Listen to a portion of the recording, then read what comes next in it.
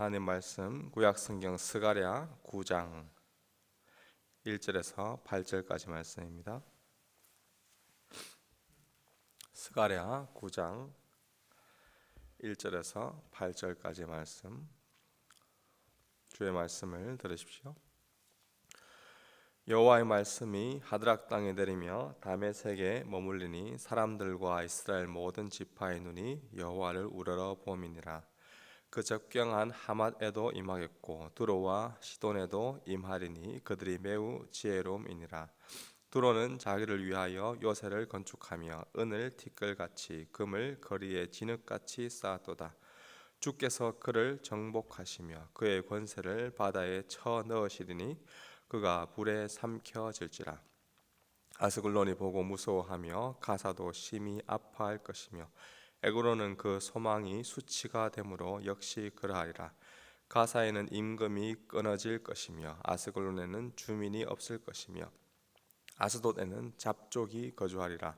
내가 블레셋의 사람의 교만을 끊고 그의 입에서 그의 피를 그의 입 사이에서 그 가증한 것을 제거하리니 그들도 남아서 우리 하나님께로 돌아와서 유다의 한 지도자같이 되겠고 에그론은 여부스 사람같이 되리라. 내가 내 집을 둘러 진을 쳐서 적군을 막아 거기 왕래하지 못하게 할 것이라. 포악한 자가 다시는 그 지경으로 지나가지 못하리니 이는 내가 눈으로 친히 봄이니라. 아멘. 학교 다닐 때 선생님께서 잠시 이 자율학습을 하라고 말씀하신 후에 교무실에 가 계시면 금세 교실 곳곳에서 수근수근 거리는 그러한 소리가 들립니다. 그때 마침 문을 열고 선생님 들어오셨는데 그때 마침 친구와 옆에 눈을 맞추며 이야기하고 있던 그런 제가 굉장히 당황했던 그런 기억이 있습니다. 너 앞으로 나와. 그런 소리와 함께 처벌을 받고 들어가면 드는 생각이 똑같이 수근수근거리며 잠을 왜 하필 이 나만 당했을까라는 그러한 마음입니다. 이스라엘 백성들이 바벨론 포로로 끌려가 70년 동안 이 노예 생활을 하였습니다. 팔레스타인 지역에 여러 민족들이 있었지만 똑같이 잘못을 저지르고 있었지만 용케 살아남은 나라가 있었고 이스라엘처럼 포로로 끌려간 나라가 있었습니다. 왜 똑같이 죄를 지었는데 나만 억울하게 당했을까라는 마음을 가진 자들에게 심판하시는 하나님, 이제 모든 이방 나라들, 그때 심판받지 않은 나라들도 곧 처벌을 다 받게 될 것임을 예고하고 있습니다. 대신 이들이 다 멸망받고 처벌받았을 때 이미 처벌받았던 이 유다 백성들을 하나님께서 친히 그들을 돌보신다, 눈으로 바라보시고 지켜주실 것을 약속하고 있습니다. 오늘 본문에 나오는 이방 나라 여러 지역들, 하드락, 다메섹, 하맛, 두로, 시돈, 그리고 블레셋 도시인 아스글론, 가사, 에그론 등이 나옵니다. 이들은 바벨론을 통한 팔레스타인 지역이 이렇게 침탈당했을 때 살아남은 지역 중에 하나입니다. 1절에 나오는 하드락이라는 지명은 정확히 어딘지는 불분명하나 나중에 헬라 제국 이 알렉산더에 의해서 멸망한 것으로 보입니다. 2절에 나오는 하맛, 다메섹 북쪽 오론테스강 유역에 있는 이 수리아의 고대 성읍인데 이 이름이라는 뜻이 요새, 요충지라는 말이 있습니다. 요새와 같은 지역이었지만 결국 이 지역도 곧 멸망하게 될 것입니다.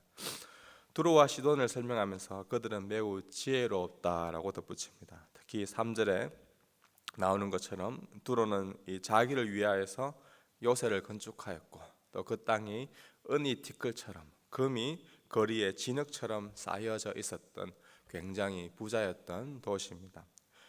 경기 불황으로 나라들이 어려워졌지만 끝까지 살아남은 나라들이 있습니다. 특히 돈이 모이는 곳에 잘 투자해서 재산을 잘 증식하는 그러한 재테크의 귀재인 나라들도 있습니다. 나라들이 전쟁을 하면 다음 보통 이 전쟁 물자들을 공급하여 순식간에 또 부자가 되는 그러한 경우도 있습니다. 아니면 알고 보니까 그 나라의 한 지역에 또 땅에 바다에 천년 자원들이 풍부하여서 자연스럽게 떼돈을 벌었던 나라가 있습니다. 바로 이 두로와 시돈이 그런 대표적인 나라입니다. 70년 동안 바벨론 포로로 고생하고 돌아온 이스라엘의 입장에서 동일한 죄를 지었던 나라인데 더 잘 먹고 잘 사는 나라, 더 부자가 된 나라, 두로와 시돈을 보았을 때 한편으로 얼마나 배가 아프고 속이 쓰렸을까요? 그러나 하나님은 이러한 나라들도 곧 정복하시고 그들의 권세를 다 쳐부시고 그들을 멸망시키겠다라고 말씀하고 있습니다. 아무리 요령좋게 살아남아 호황을 누린 나라라 할지라도 곧 망하게 될 것을 이 예고, 이 심판을 들었을 때 이스라엘 백성들은 드디어 하나님이 모두 다 심판하시는구나, 공의로운 하나님께 감사하게 되었을 것입니다. 조금 전까지만 하더라도 자신의 이득을 챙기려던 그런 못된 나라와 임금들을 볼 때 공의로운 하나님이 과연 계실까 의심했을 텐데, 그러나 이제 하나님이 그들도 다 심판하게 될 것이라는 예고의 말씀을 하십니다.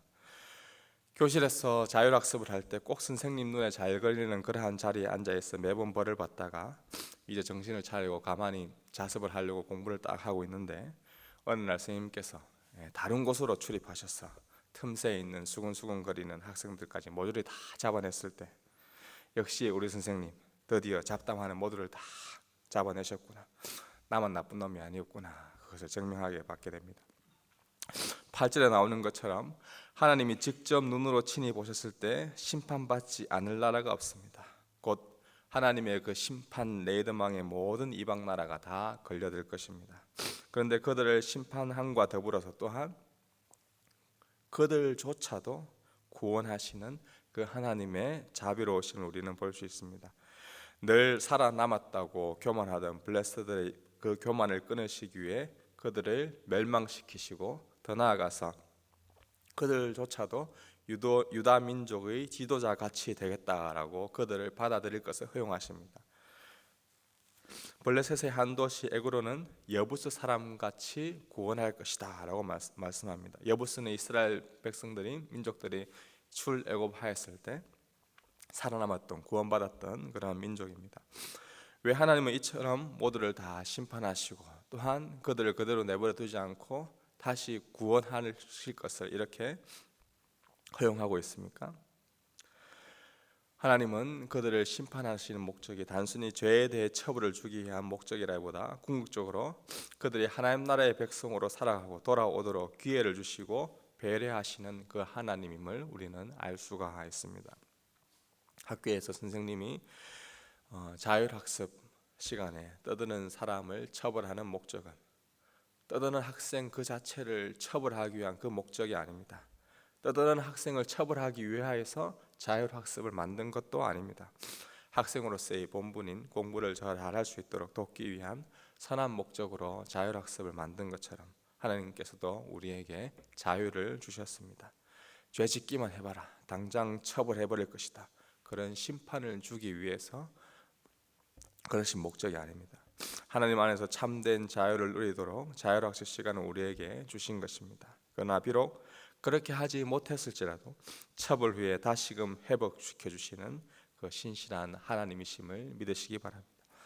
하나님 더 이상 하나님의 백성들을 그냥 내버려 두시지 않으십니다. 8절에 보니 처벌받고도 여전히 정신 못 차리고 계속해서 떠드는 포악한 자들, 그들 곁에 두시는 것이 아니라 이제 정신 차리고 돌아온 그 학생들을 위한 새로운 교실을 마련해 주고 있습니다. 철저하게 그 교실 안에서 자신의 눈으로 친히 지켜보겠다라고 말씀합니다. 그 어떤 CCTV보다도 강력하게 그들의 일거수일투족을 포악한 자들로부터, 가증한 자들로부터 보호하여 그들을 안전하게 해주겠다라고 말씀합니다.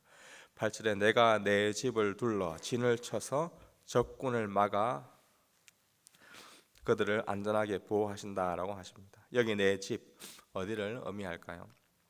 이스라엘 백성들의 역사를 볼 때 어떤 사람들은 예루살렘의 성전을 의미한다라고 생각했습니다. 이후에 유다가 어느 정도 자치권을 인정받았고 이 마카비 왕조가 일시적으로 독립했을 때 그 생각이 맞는 것 같기도 했습니다. 그러나 얼마 후에 이 마카비 왕조가 망하고 악한 자들이 성전에 침입해서 돼지 머리를 놔두고 또 제사를 드리면서 피를 뿌리고 우상에게 절할 것을 강요하고 수많은 유대 그런 민족들을 죽여버리는 그러한 참극이 벌어지자 이 내 집은 예루살렘 성전이 아니구나라는 것을 또한 알게 되었습니다. 여기 말하는 이 내 집, 예루살렘 성전이라기보다 교회의 머리 되신 예수 그리스도, 그분의 피로 사신 바로 교회, 그것을 가리킨다고 볼 수 있습니다. 내 집은 믿는 자들의 모임인 하나님의 성령의 전이요 하나님의 집인 것입니다. 하나님이 지금 내 집 안에 거하고 있는 저와 여러분을 두 눈 똑똑히 뜨고 지켜주고 있음을 믿으십니까? 그 어떤 포악한 자도 왕래하지 못하도록 우리를 지켜주고 계시는 그 하나님을 신뢰하는 이 하루가 되기를 소망합니다. 그러나 여전히 드는 의문은 이 교회 안에, 내 집 안에 왔는데 이 안에도 또 포악한 자들이 있는 것 같습니다. 아니, 오히려 더 많은 것 같이 느껴질 때도 있습니다. 이것은 왜 그럴까요? 교회는 여전히 죄인들을 위해 존재하는 곳이기 때문입니다. 그리고 그 죄인들을 친히 지켜보시는 하나님 안에서 치유받고 회복받는 곳이 교회의 공동체입니다. 도저히 너무 가정스럽고 포악하여 전혀 희망 없고 가망 없는 그러한 사람처럼 보일지라도 그 사람을 변화시키고 변화된 그들을 보호하고 지켜주는 공동체가 교회입니다. 이 일이 어떻게 가능하게 되었습니까? 그 다음으로 이어지는 내일 본문 1절에 나오는 9절 말씀에 이렇게 나옵니다. 시온에 따라 크게 기뻐할지어다. 예루살렘에 따라 즐거이 부를지어다. 보라, 내 왕이 내게 임하시나니 그는 공의로우시며 구원을 베푸시며 겸손하여서 나귀를 타시나니 나귀의 작은 것 곧 나귀 새끼니라. 베다니에서 나귀를 타고 예루살렘으로 입성하시던 예수 그리스도, 예루살렘 성을 바라보시며 눈물을 흘리시던 그 예수 그리스도, 호산나 다윗의 자손이여 우리를 구원하소서 무리들로부터 환영을 받으셨던 그 예수 그리스도, 그분을 통해 이 약속이 온전히 성취되고 이루어졌습니다. 예수님은 가진 것을 자랑하고 뽐내던 두로와 시돈처럼 돈 많은 부잣집 아들로 이 땅에 태어나신 것이 아닙니다. 예루살렘의 명문 가문 출신으로 태어나신 것도 아니었습니다. 예수님은 교만한 블레셋처럼 전차와 말병거를 타고 예루살렘에 입성하시지 않으셨습니다. 겸손하게 나귀를 타고 입성하시고 온갖 수치와 수모를 겪으시고 포악한 자들, 가증한 자들로부터 내 집 안에 거하는 자들을 보호하시기 위하여 기꺼이 자신의 생명을 내어 놓으셨습니다. 처벌받고 심판받아야 할 자들을 대신하여 스스로 처벌받으시고 십자가에 죽으신 예수 그리스도께서 내 집 안에 거하게 하시고 그곳에서 다시금 마음껏 주 안에서 참된 평화와 안식을 누리도록 우리를 내 집, 이 교회로 불러주셨습니다. 이 안전한 곳에 거할 수 있도록 부르신 그 예수 그리스도, 그분의 희생과 사랑과 은혜 안에 거하는 이 하루가 되기를 주님의 이름으로 축복합니다. 더 나아가서 친히 두 눈으로 우리를 지켜주시고 보호하시는 그분 안에서 여전히 이방 이 잡족과 같은 자들에게 심판을 내리시는 그 하나님이 그들에게 심판을 내리기 위한 목적이 아니라 그들 또한 내 집으로 돌아오기를, 회복하기를 원하고 계십니다. 그분의 따뜻한 사랑을 전하기 위해 겸손의 자리, 낮아짐의 자리로 몸소 나아가는 오늘 우리의 가정, 우리의 직장, 우리의 삶의 터전이 되기를 기대합니다. 오늘도 평화를 위협하는 다툼과 갈등, 시험들이 우리를 기다리고 있을 것입니다. 그곳에서 나귀를 타고 입성하신 예수 그리스도의 그 겸손을 본받아 평화의 왕으로 살아가는 이 하루가 되기를 주님의 이름으로 축복합니다. 우리 아까